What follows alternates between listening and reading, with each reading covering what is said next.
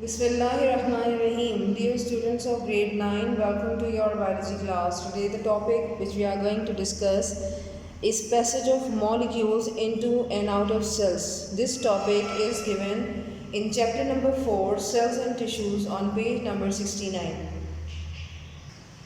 So first of all, what is this topic about? Passage कहते हैं रास्ता.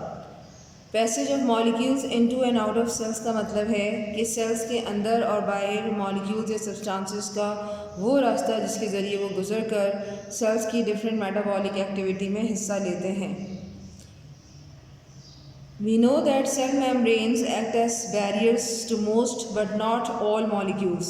हमें पता है कि cell membrane which is the outer covering of the cell, यानी सेल मेम्ब्रेन को हम कह रहे हैं कि ये एक आउटर कवरिंग है जो कि सेल के लिए एक बैरियर का मतलब होता है रुकावट के तौर पर काम करती है, लेकिन ये तमाम मॉलिक्यूल्स के लिए नहीं होता, यानी ये रुकावट तमाम मॉलिक्यूल्स के लिए नहीं होती. That is why cell membranes are called semipermeable membrane. इसीलिए सेल मेम्ब्रेन को सेमी परमिएबल मेम्ब्रेन कहा जाता है. सेमी का मतलब होता है नीम और परमिएबल का मतलब होता है इजाज़त. यानी सेमी परमिएबल का मतलब ये हुआ कि कुछ मॉलिक्यूल्स को अपने अंदर से गुजरने या अपने रास्ते से गुजरने देती हैं सेल मेम्ब्रेन, जबकि कुछ मॉलिक्यूल्स जो हैं वो सेल मेम्ब्रेन को क्रॉस नहीं कर सकते. तो सेमी परमिएबल मतलब हाफ परमिशन, आधे मॉलिक्यूल्स आ सकते हैं, आधे मॉलिक्यूल्स को ये रोक लेती हैं.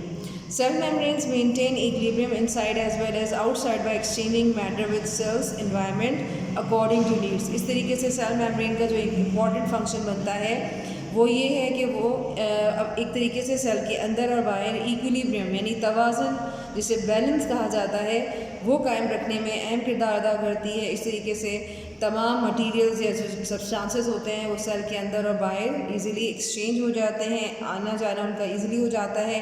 और इस तरीके से ये भी कहा जा सकता है कि सेल अपनी ज़रूरत के अकॉर्डिंग जो है वो अपनी इन्वायरमेंट को, चाहे वो इंटरनल इन्वायरमेंट हो या एक्सटर्नल इन्वायरमेंट हो, उसको मेंटेन करने या उसको इक्विलिब्रियम पे या तवाज़ुन की हालत में रखने के लिए अहम किरदार अदा करती है.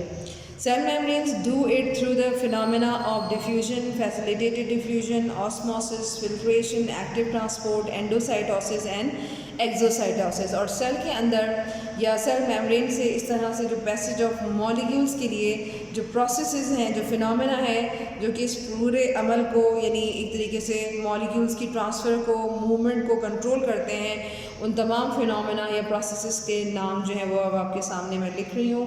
You have to note down.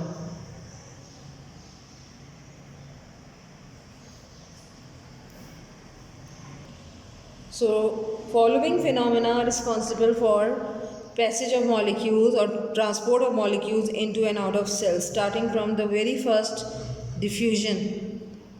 The first phenomena is called diffusion. Second one is called facilitated diffusion.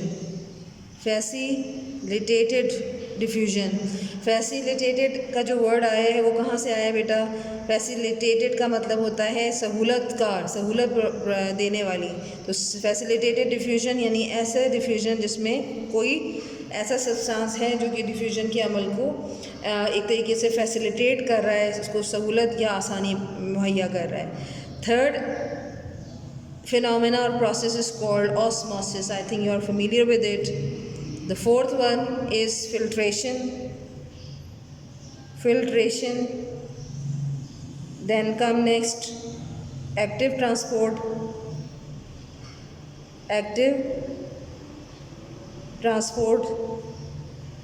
Next endocytosis,